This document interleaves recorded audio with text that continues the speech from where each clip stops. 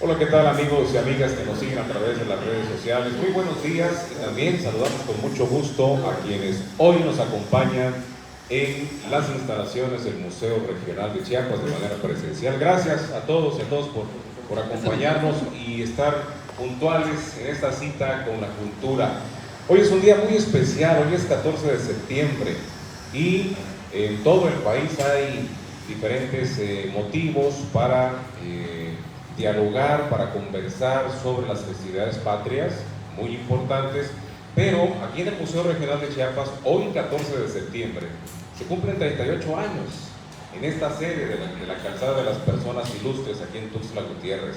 38 años del museo y no quisimos dejar pasar la oportunidad para tener actividades y para tener eventos significativos como el que hoy nos ocupa. Nos da mucho gusto recibir esta mañana a un personaje que yo admiro y lo digo públicamente, al maestro Luis Morán Villatoro, a quien de entrada pido un fuerte aplauso.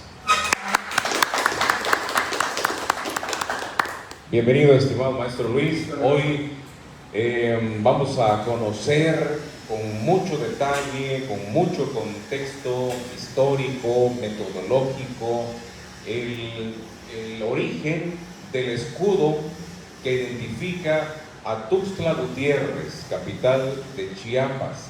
Un escudo que tiene una historia, que tiene un origen, que tiene un proceso y que surgió a lo público años atrás. Hoy justamente el maestro Luis Morán Villatoro aborda este tema, el escudo de Tuxtla Gutiérrez, por ser un escudo adoptado de manera oficial por el Ayuntamiento capitalino. Permítanme por favor rápidamente decirles quién es el maestro Luis Morán Villatoro. Él es químico clínico, egresado de la Universidad Veracruzana, maestro en Administración de Organizaciones por la UNACH y por la UNAM. Es originario de Yajalón, Chiapas, una tierra muy productiva y de mucha historia. El maestro Luis Morán Villatoro es salubrista, académico y promotor cultural. Como salubrista se ha desempeñado como director del Laboratorio Estatal de Salud Pública, director de Protección contra Riesgos Sanitarios, coordinador del Instituto Mesoamericano de Salud Pública en Cuernavaca, Morelos, y en la academia le recordamos como coordinador general y secretario académico del Centro Universidad Empresa de la Autónoma de Chiapas, asesor del Consejo Regulador de Marca Chiapas de 2012 al 18 y actualmente es catedrático del doctorado en gestión empresarial del CIES en la Universidad Nacional de Managua, Nicaragua. También tiene una trayectoria muy importante en el ámbito cultural y en el arte plástico. Él es socio activo y fundador desde 1995 de la Asociación de Cronistas del Estado de Chiapas. Entre el 95 y el 97 colaboró con el historiador Justus Fener en el rescate del archivo histórico de Yajalón y coordinó 2 exposiciones museográficas en este bonito lugar de Chiapas. En el 97 coordinó el patronato Pro Museo y presentó ante el PACMIC el proyecto Museo Comunitario de Yajalón en ese año. Justamente escribió un libro biográfico, Vivir para Servir, sobre el doctor José Manuel Velasco Siles y su historia en Yajalón, editado por la UNACH y el COSITECH. Esto fue en 2016. Además tiene el nombramiento como cronista independiente de Yajalón, Chiapas, y es editor de la página Crónicas de Yajalón. Hoy el maestro Luis Morán Villatoro participa como ponente de la conferencia Crónica del Escudo de Tuxtla Gutiérrez, Origen y Significado, en el marco de esta celebración de los 38 años del Museo Regional. Fuerte aplauso nuevamente para el maestro Luis Morán. Adelante. Muchísimas gracias al doctor Valente Molina, un académico connotado, un comunicólogo profesional, que por fortuna hoy está al frente del Museo Regional de Chiapas, que en esta sede está cumpliendo precisamente 38 años. Comentábamos afuera aquí con nuestro amigo Enoch Gutiérrez. Este espléndido edificio es producto de un concurso internacional de arquitectura. Nos evoca una mezcla muy especial entre la arquitectura minimalista y yo diría que la arquitectura vernácula. al mostrarnos el ladrillo al desnudo, nos evoca la tierra, el horno, la artesanía, que implica también la arquitectura vernácula. Entonces, sin más, agradezco la invitación y pues procederemos a platicar eso a 25 años de, digamos, que el escudo de Tuxtla Gutiérrez ha sido reconocido oficialmente por el Ayuntamiento Constitucional de la capital Tuxtla Gutiérrez. Y es que es importante, hay comentarios diversos sobre esta imagen que está tan extendida, tan difundida en nuestra ciudad, pero hay que recordar que es el escudo del municipio, no solamente de la ciudad. Mi incursión en la heráldica me pareció pertinente comentárselas, compartirlas, y agradezco a todos los que están conectados en las redes sociales, a quienes pues también mandamos un saludo, y que esperamos nos acompañen y puedan incluso, si es posible, hacer algunas preguntas. Con todo gusto, al final de la charla podríamos atender las preguntas de quienes están conectados. Esta incursión para mí fue muy afortunada. La heráldica es una ciencia, arte, como se ha conocido desde los orígenes en Europa. Y bueno, mi primer acercamiento fue muy curioso porque yo era un niño de 10 o 12 años y fui a la casa de un padrino, vi el escudo del apellido Moscoso y le pregunté qué era. Me quedé muy intrigado de ver esa imagen y él me explicó con tal paciencia qué era la heráldica, qué era el significado de un apellido, que realmente quedé muy conmovido y jamás se me olvidó.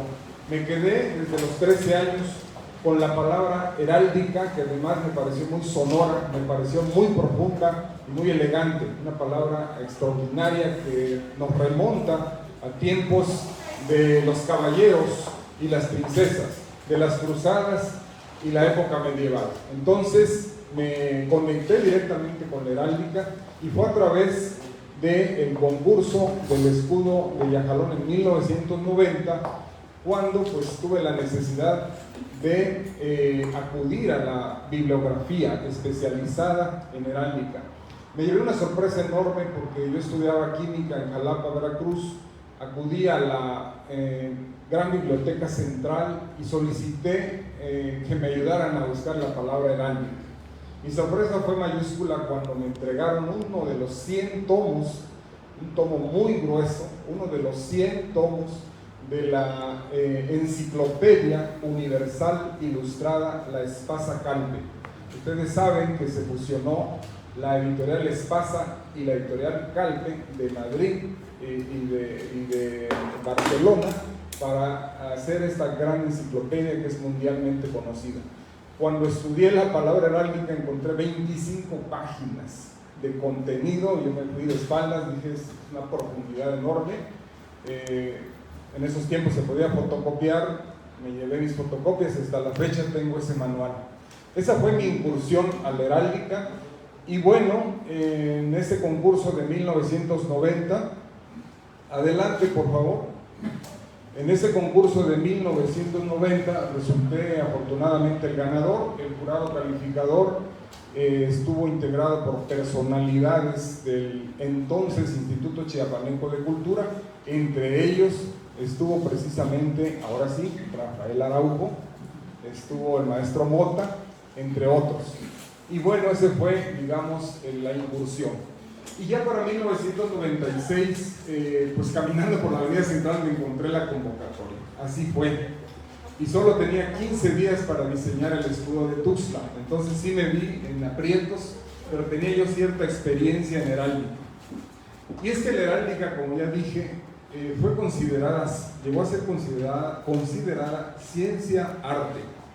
Porque hay que dominar una serie de principios, como son las proporciones, es decir, el tamaño y la forma de los escudos, las posiciones de las figuras con las que se cargan los escudos, las particiones, es decir, cómo dividir un escudo, los esmaltes o colores que también tienen un significado y las figuras con las que se va a blasonar un escudo.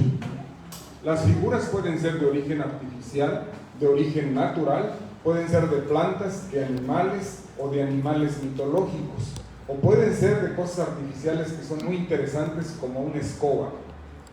El apellido Escobedo, de hecho, deriva de la escoba, aunque sea curioso el dato, ¿verdad? Y Rojo, por ejemplo, deriva de los pelirrojos. Así de simple eran las cosas, ¿no? No se complicaban tanto. Pero hay que conocer todos estos principios porque, como dice Costa y Turel en este gran tratado del año 1858, se cometen errores deplorables o errores risorios al no conocer esto. Él insiste en que arquitectos, ingenieros, pintores, diseñadores gráficos y dibujantes deben conocer los principios de la heráldica para no cometer estos errores deplorables cuando tuercen la historia, irrisorios cuando usan de forma inadecuada la heráldica. Hemos visto muchos escudos de instituciones educativas que mezclan esta heráldica ortodoxa con una computadora, ¿verdad? Y entonces esto puede caer en lo risorio. Entonces creo que es deseable conocer un poco al menos de esta ciencia heráldica. Además, hay que dominar algunas habilidades o competencias, pues en dibujo, ¿verdad? En tener un sentido estético para poder diseñar de manera artística también estos escudos, porque bueno, los escudos finalmente se convierten en un emblema de identidad para una comunidad o una institución y bueno, merecen que se hagan de la mejor manera. Solo en dos o tres laminillas solo quiero hacer un contexto de lo que es la heráldica, porque a veces nos escucha gente muy joven y creo que es valioso, es importante que sepan qué es la heráldica, la ciencia de los escudos, la ciencia del blasón, que tiene que ver también con, digamos, las formas de los escudos, como vemos acá, las formas de los escudos, los esmaltes o colores, que dicho sea de paso se representan con rayas en blanco y negro, ya sea horizontales, verticales o diagonales, para efectos de representar esos colores. Y aquí nada más como un ejemplo el escudo de la UNAM, que dicho sea de paso, se asemeja a un estilo francés redondeado, ¿verdad? Que podemos ver allí arriba, y que bueno, mezcla por un lado la parte ortodoxa de la heráldica con la parte prehispánica. Es muy interesante cómo en el escudo de la UNAM se mezcló la parte prehispánica, vemos ahí claramente el nopal, los volcanes y dos aves rapaces como elementos externos. Pero bueno, no es la pretensión dar una clase profunda de heráldica, sino nada más un contexto. Y ahora sí les invito a todos ustedes a poner en el respirador el escudo de Tuxtla para que lo vayamos construyendo nosotros paso a paso. ¿Por qué llegamos a esa imagen? Primero, es importante comentarles sobre la toponimia, porque la toponimia es el nombre geográfico de una ciudad, de un estado o de un país. Eso se conoce como toponimia. Y en este caso es Tuxtlán, un concepto en lengua náhuatl. El náhuatl es una lengua sonora muy hermosa y que vino, digamos, a quedarse entre la comunidad zoque cuando, como dice aquí Fernando Castañón Gamboa, precisamente uno de los principales cronistas de Tuxtla Gutiérrez, en este libro de documentos y datos inéditos para la historia de Tuxtla, habla de que la tradición refiere que una comunidad de Occidente llegó a este valle del Mactumatzá y que era precisamente un núcleo de zoques que cultivó o se dedicó a cultivar en las márgenes del río Sabinal. Y habiéndoles gustado, fundan el pueblo de Coyató. Ojo, muy importante, aquí empieza la fundamentación del escudo.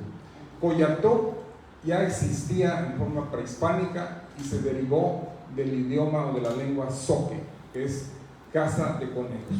De Coya, conejo, y To, casa. Cuando Coyató y otros pueblos de la región cobraron importancia, los aztecas, que eran el imperio más importante de entonces, llegaron hacia estos lares y dominaron a estos pueblos zoques, obligándoles a pagar tributo. Esto es bien importante de señalar, porque cuando vinieron los españoles ya encontraron un sistema tributario. Ya encontraron que los aztecas habían dominado a otras poblaciones y les obligaban a pagar importantes tributos. Este contexto tan interesante de ese momento prehispánico que nos brinda aquí Castañón Gamboa nos habla de que este grupo de guerreros aztecas no solo le cambiaron el nombre a Coyatoc poniéndole el nombre de Tuxtlán, que también en náhuatl quiere decir tierra de conejos, es decir, de conejo, de Toxtli, conejo, y tlán, abundancia o lugar de. Los españoles, bueno, lo transformaron en Tuxtla y después en Tuxtla, y finalmente, bueno, es Tuxtla de Gutiérrez o Tuxtla Gutiérrez, ¿verdad? Pero lo importante aquí es que afirma, ojo, Fernando Castañón Gamboa afirma que no solo le cambiaron el nombre, sino que a Coyatoc le otorgaron un jeroglífico que es un ideograma o conejo sentado sobre 3 dientes. También consulté al gran maestro Marcos E. Becerra con nombres geográficos de Chiapas para constatar estas versiones, entre otros libros que fueron muy importantes. Aquí, y yo me voy a parar porque para mí, pintor Manuel Suaznavar, aquí presente, para que fue un aplauso de verdad. Le agradezco mucho que esté con nosotros, es mi pintor admirado de Chiapas, y que realmente pues nos regaló esta imagen o retrató este momento del cual habla Fernando Castañón Gamboa. Ese momento prehispánico o de la prehispanidad que no podríamos ver sino en el imaginario de Manuel Suaznavar, forma parte de un colectivo de murales, ¿sí?, que se llama La Capilla Tuxtla, y que hoy, digamos, embellece el ayuntamiento de Tuxtla Gutiérrez. En este mural, Manuel Suaznavar nos ilustra también en este encuentro entre mestizajes zoque, de este lado, digamos, los zoques, y aquí de este lado los nahuatlacas, o sea, los aztecas, ¿verdad? Empieza a haber un encuentro de 2 mundos mesoamericanos, y es un primer mestizaje, un primer sincretismo, no necesariamente tenían que haber llegado los españoles. Aquí hubo un primer encuentro entre 2 grandes civilizaciones, los mayas, los grupos mayenses y los náhuatl. Y en este año de 1482 se dice que se dan este tipo de encuentros. Y sí, aquí vemos ya la presencia del conejo. Me parece una cosa muy relevante, un momento de mucho misticismo, donde además en la luna hay una pareja con ese sentido mágico que tiene la luna también para la cosmovisión mesoamericana, tanto de aztecas como de náhuatl. Esta parte es bellísima, la verdad es que yo celebro que podamos compartirla. Y bueno, también quiero compartirles y honrar aquí la presencia del doctor Fernán Pavía Farrera, que es un historiador chiapaneco admirable, realmente a quien tengo mucha admiración y tengo el gusto de conocer, y que quiero decirles que estuvimos con él hace 20 días en una reunión de los cronistas del Estado. Está en activo, tiene 102 años en perfecta actividad, y ahí está entregando un reconocimiento. Pues él me regaló a mí, digamos, La Cáscara de los Pensamientos, una serie de libros que habla precisamente del Códice Mendocino y de la matrícula de tributos de los aztecas, 2 elementos sustantivos que para mí son lo que llama Enrique Krause la fuente reina. La fuente reina para la fundamentación del escudo. Y bueno, dice Fernán Pavía en este libro que les acabo de mostrar, que sobre el ideograma del conejo nos explica el porqué del uso de los ideogramas entre los aztecas. Los ideogramas son 1 o 2 o 3 símbolos que de manera conjunta expresan una idea. Aquí tenemos entonces en el conejo 2 figuras, el conejo propiamente dicho y una mandíbula humana representada por 3 dientes. La mandíbula quiere decir lugar. Si ponemos un águila encima de la mandíbula, pues es lugar de águilas. Si ponemos encima de la mandíbula un ave de otro tipo o un pez, pues sería lugar de peces, ¿verdad? Y entonces así se expresa este ideograma. Y hay que recordar, como dice Pavía, que los aztecas tenían más bien un método pictográfico, es decir, pinturas, no necesariamente escrituras, sino pinturas que registraban hechos importantes de la historia. Ellos no tenían un alfabeto, de modo que tenían que escribir o tenían que recoger los hechos históricos a través de símbolos o ideogramas que representan una idea, ¿verdad? Y a esto se le llamó escritura figurativa, no alfabética. Pero es un dato muy importante de por qué o de dónde viene ya la idea del ideograma. Vemos aquí a unos tlacuilos o escribas aztecas que están cosechando el papel de amate, pero que también podrían hacer estos registros en pieles muy finas como la de venado, por ejemplo. Y bueno, así llegamos a la fundamentación ya con los documentos de los que les he estado hablando. La matrícula de tributos, por un lado, y el Códice Mendocino. Estos dos documentos son sustanciales para decir el porqué de la presencia del conejo en el escudo de Tuxtla. En la matrícula de tributos se dice que es testimonio original indígena que consultó incluso Bernal Díaz del Castillo, Cortés y sus capitanes. Imagínense la importancia. Y que se conserva en el Museo Nacional de Antropología. Por su parte, el códice que conocemos como Códice Mendocino, pues fue ordenado por el virrey Antonio de Mendoza para informar al rey de España. Y entonces hicieron una calca de muchas de las páginas de la matrícula de tributos. Este Códice Mendocino consta de 63 láminas perfectamente ilustradas y que aparece allí desde la fundación, digamos, cuenta una historia, desde la fundación de Tenochtitlan hasta la expansión que lograron los reyes mexicanos, pero hago señalar ahí que sobre todo en el Códice Mendocino lo que les interesó fue registrar la cantidad y diversidad de tributos correspondientes a los pueblos bajo dominio de los aztecas. Es, yo diría, un Excel de ese tiempo donde llevaban el control de todos los tributos que los aztecas recibían de los pueblos, y también habla de aspectos como la educación, el gobierno, las costumbres, los aspectos políticos, y tiene algunas glosas en castellano, como vamos a ver. Aquí les presento un estudio muy profundo y reciente, digamos relativamente reciente, es del 2006, del doctor Fernán Pavía Farrera, en el que aborda, es un estudioso de los más especializados en la matrícula de tributos de Montezuma, y no hay un error ahí, sino que Montezuma es como solía llamarse a este rey.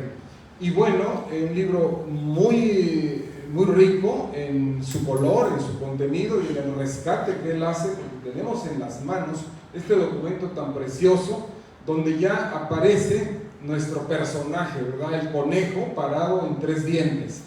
Me permití hacer una suerte de ampliación para que pudieran ver en esta página de la matrícula de tributos, aparece ya este conejo, y abajo no se logra distinguir por la nitidez, por la falta de nitidez, pero dice Tuxtlán.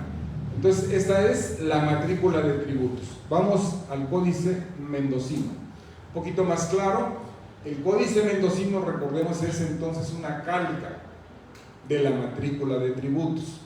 Son documentos muy valiosos para la historia prehispánica del México antiguo, ¿no? Esta es la portada, miren qué cosa tan extraordinaria, ¿no? Donde pues se ilustra a Tenochtitlan, digamos, si quiere hacer una ilustración de Tenochtitlan, porque pues al centro está la gran ciudad representada por el escudo, y está rodeado de agua. Estos son canales de agua, y pues toda la portada nos habla de la riqueza de lo que acabo de mencionar, de la riqueza en la educación, en la política, en la organización, incluso en la higiene de los aztecas. Habla de todos los productos que producían, que cosechaban, y quiero aprovechar aquí para mencionar algo sobre el escudo nacional, que como vamos a ver más adelante, hay una controversia porque no necesariamente en tiempos prehispánicos tenía una serpiente en la garra, sino tenía una una herramienta de guerra. Ahorita vamos a ver ese detalle.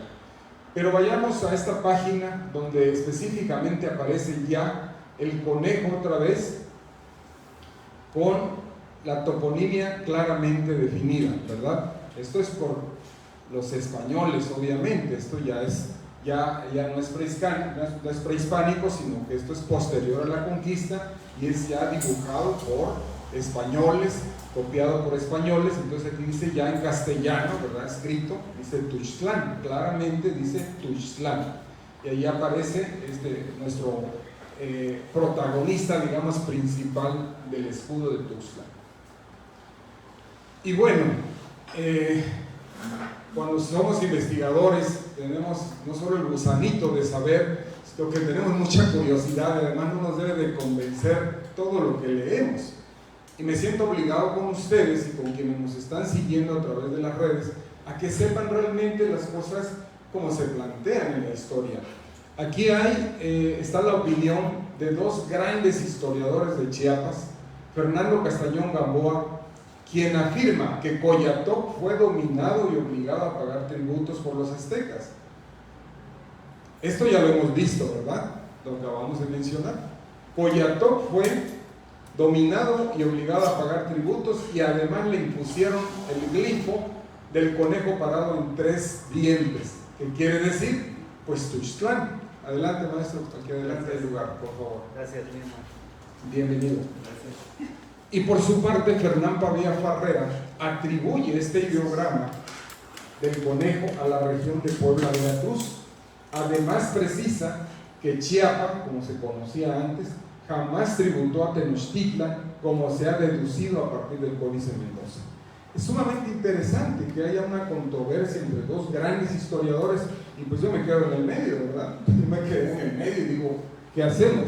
Era 1996, pues se tenía que tomar una decisión, y es muy valioso y muy válida las opiniones de estos dos historiadores, pero yo sustento, como autor del escudo de Tuxtlan en 1996, sustento la siguiente tesis: que el ideograma del conejo es anterior a la llegada de los aztecas a Coyatoc, dada la importancia que ya tenía el conejo como deidad, la importancia que tenía el conejo para los mayas, y también porque existía la toponimia Coyatoc, que es lugar de conejos, del zoque Coya conejo, toc casa, preexistente entre los zoques. Ese es un argumento, y lo podemos sustentar demostrando esto con la imagen del conejo en el monumento número 1 de Ocosocuautla, del zoque preclásico tardío, una cortesía de aquí del Museo Regional.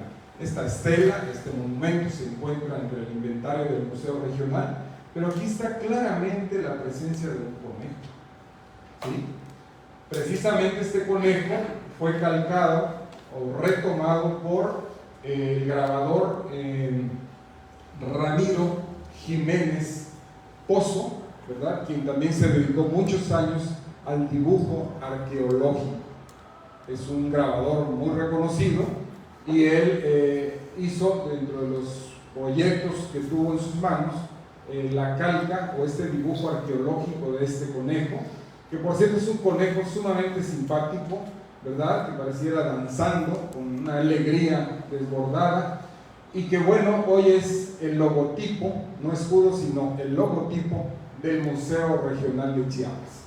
Pero bueno, aquí está la evidencia de que los zoques ya tenían ese culto al conejo, porque el conejo se relaciona con una divinidad, el conejo se relaciona con fertilidad.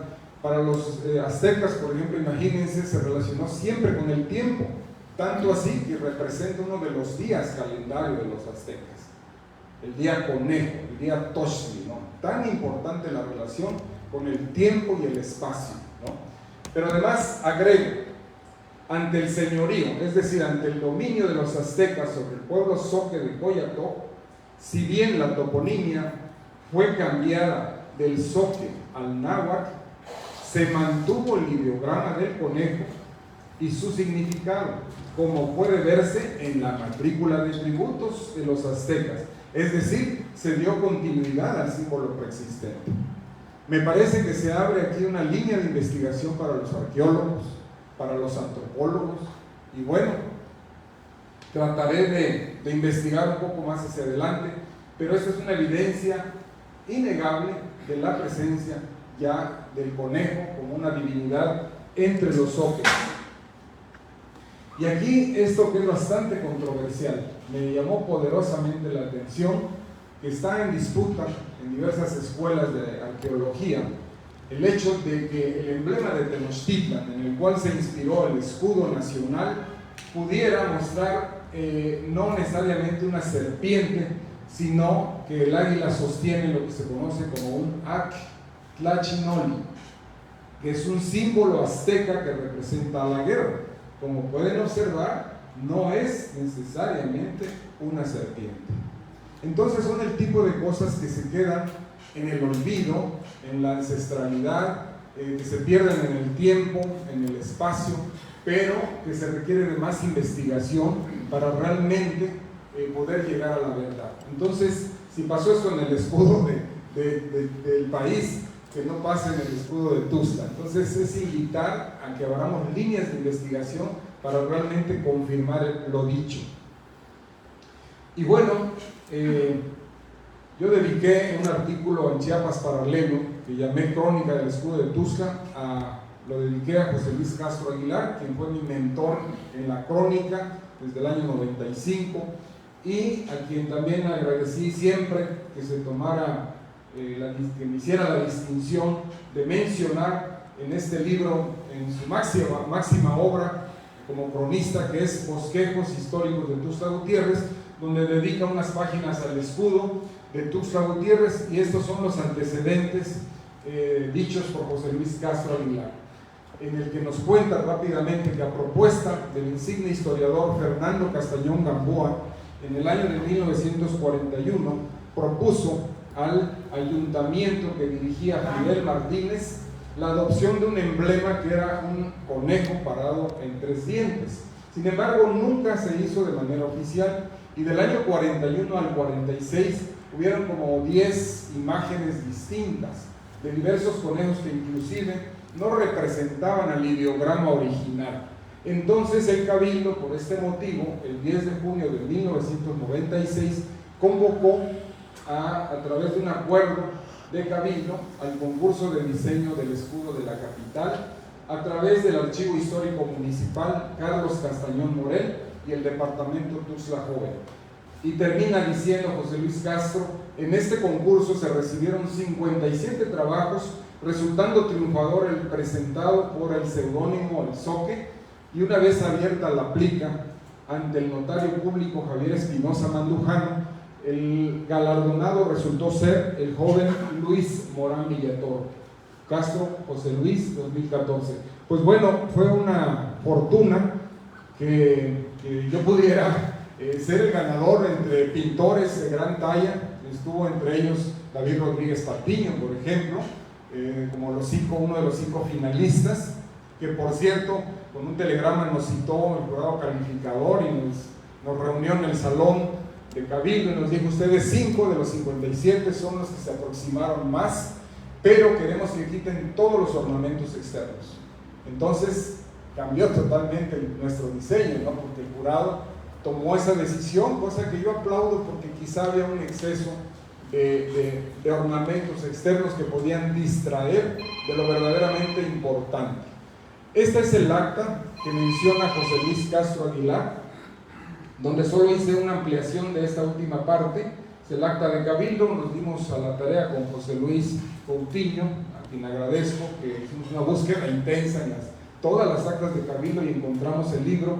El acta donde se asume como oficial dice aprobar. El acuerdo es aprobar el dictamen favorable de la Comisión de Cultura y Recreación en el sentido de autorizar el escudo ganador como el escudo oficial de Tuxtla Gutiérrez. El acta cuenta sobre toda la dinámica que se llevó a cabo del concurso del escudo, quién gana y etcétera, ¿no? Entonces ya se asume como oficial desde el 23 de diciembre de 1996. Aquí, con estas imágenes, honramos también a quienes fueran el jurado calificador del concurso del escudo de Tuxtla en 1996, en el que encontramos muy destacadas personalidades. El presidente de este jurado fue nada menos que Enoc Cancino Casahonda, conocido de todos, ¿verdad? Médico, poeta, escritor y expresidente municipal. Estuvo también el escultor Gabriel Gallegos, estuvo nada menos que como jurado José Luis Castro Aguilar, primer cronista o de los primeros cronistas también, junto a Fernando Castañón Gamboa, cronista de Tuxtla. Estuvo también participando Roberto Ramos Maza, museógrafo, historiador. Estuvo nuestro gran amigo, en paz descanse, Francisco Mayorga, nada menos que estuvo también como parte del jurado el maestro Luis Salaminos Guerrero, y no encontré las fotos de Marte Fabio Galvez Rivera y también de Juan Carlos Aguilera por parte del ayuntamiento, pero sin duda un jurado calificador de primer orden, ¿no? Y que yo tengo una laguna mental por ahí, pero bien recuerdo que también pidieron la opinión calificada del maestro César Corzo. Lo recuerdo por un sueño que se pidió una opinión, digamos, de calidad al maestro César Corzo Espinosa y al maestro Millanes Castellanos. Bueno, recordar el tema de la prensa, que un escudo que se dio a conocer por la prensa, era el año 96, era presidente municipal don Enoc Araujo Sánchez. Y bueno, ya entramos de lleno, para quienes nos siguen también en las redes sociales, espero que nos acompañen hasta el final. Vamos ya hacia la parte final de esta charla, y aquí haremos una descripción muy somera, porque como dijera José Luis Castro Aguilar, no necesariamente el escudo de Tuxtla Gutiérrez obedece a una heráldica ortodoxa. Es decir, que la heráldica ortodoxa pues es bastante rígida, tiene preceptos bien definidos, como lo he comentado, pero efectivamente yo diría que es una suerte de sincretismo entre esa heráldica ortodoxa, porque sí, claro que sí, seguí elementos de heráldica como son las proporciones, las formas, el tema de la bordura, y voy a platicar un poquito de esto. Entonces es una mezcla el escudo de la heráldica con lo prehispánico, que es algo interesante, ¿verdad? Es como lo que sucede en el escudo de la UNAM, es una mezcla de la heráldica con lo prehispánico, ¿no? Y de entrada, entonces, el escudo de Tuxtla Gutiérrez ya nos habla de ese sincretismo que ilustró Manuel Suaznava, ese choque ya de dos culturas, ¿no?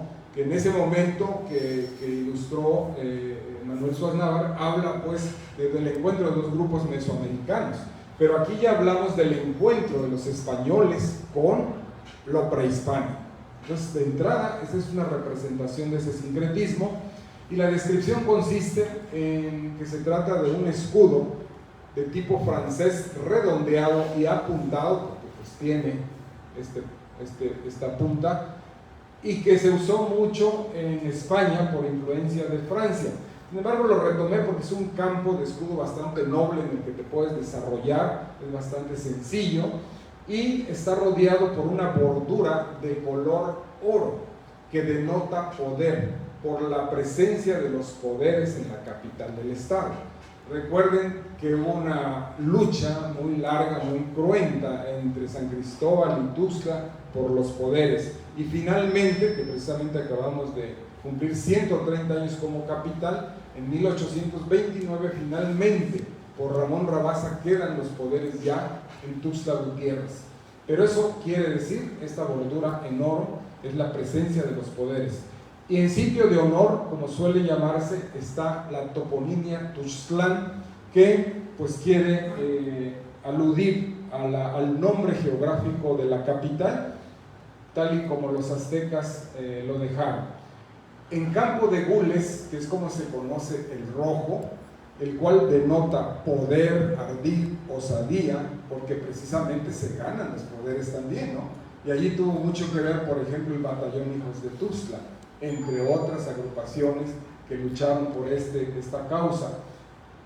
En este fondo rojo o campo de gules, en posición natural se dice, porque es la única figura, vemos al centro del escudo el ideograma del conejo parado en 3 dientes humanos, que tiene su origen de la matrícula de tributos de los aztecas y o del códice mendocino, y que alude precisamente a la toponimia. Entonces, en resumen, el significado está en torno a la toponimia, al nombre de Tuxtla, que en náhuatl quiere decir lugar de conejos. Hay una concepción más que les quiero compartir, es la de Gutiérrez Pibón, que es sumamente interesante leerlo en relación al tema del significado del conejo en la cultura mesoamericana, no solo azteca, sino también maya, y él dice que el conejo sobre 3 dientes debe interpretarse como lugar del dios conejo, en vez del lugar en el que abundan los conejos, ya que esta última interpretación no obedece al pensamiento del México antiguo o a la concepción mágica religiosa de Mesoamérica. Finalmente, no quisiera pasar por alto un agradecimiento especial, un reconocimiento especial al presidente Carlos Morales Vázquez, quien a través de su ayuntamiento, tanto en la administración pasada como en la actual, ha dado una enorme difusión y promoción al escudo. Está en todas las obras públicas, en las calles y avenidas, en toda la documentación que recibimos del ESMAPA o del el pago de cualquier servicio en el ayuntamiento. Entonces es de agradecerse que se ha dado difusión y que se mantiene el escudo a lo largo de esos 25 primeros años. Espero que cumpla muchos, que lo vean mis bisnietos, pero es de agradecerlo y también decir que pues es importante conocer que el escudo de Tuxtla Gutiérrez está protegido primero por un acta de cabildo, es oficial, y segundo, obra también en el bando de policía y buen gobierno de la capital. Entonces es un escudo reconocido oficialmente y que bueno, dejo a su consideración. Yo quisiera terminar con esta reflexión. El día de hoy de lo que hemos estado hablando constantemente es de cultura. ¿Qué es la cultura? Pues todo lo que nos rodea. Absolutamente podemos ver de donde estamos sentados, abajo, a los lados, arriba, ver a las personas de nuestro costado, y todo lo que traemos puesto es cultura. Las cosas artificiales, las cosas naturales, también las cosas que forman parte del ser humano, su idioma, su costumbre, ¿no? Estamos en un esbelto, en un maravilloso museo, muy rico precisamente en cultura, y de eso hemos estado hablando. Y yo agregaría que de lo que hemos estado hablando el día de hoy es de identidad cultural, y esto dice Paulo Freire: ningún colonizado, ya sea como individuo o como nación, sella su liberación, conquista o reconquista su identidad cultural sin asumir su lenguaje, su discurso, y ser asumido por ellos mismos también, ¿no? Entonces, muchísimas gracias por su atención y por haber venido. Yo también quiero agradecer a toda la gente que está conectada. Explicaba aquí el doctor Valente Molina, si quisieras acompañarme, Valente, y vamos a terminar, pero pues no sin antes invitar pues a todos los que están conectados, si pudieran hacer alguna pregunta, pues con mucho gusto. Y también a los aquí presentes, yo les agradecería eso porque está con nosotros el maestro Agustín López Cuevas, cronista de UNACH, el maestro Arnaud Gutiérrez, gran amigo y empresario del Coparmex, el fotógrafo René Araujo, quien agradezco su presencia, al máster, al escultor Robertoni Gómez, mi amigo. Está también, lo había anunciado al principio, nada menos que el maestro Manuel Suaznavar, digo mi pintor favorito de Chiapas. Y bueno, pues está también mi familia, bienvenidos, los amigos, las amigas, a todos bienvenidos, y esperamos que sí participen por favor con alguna pregunta. René. Estamos hablando de la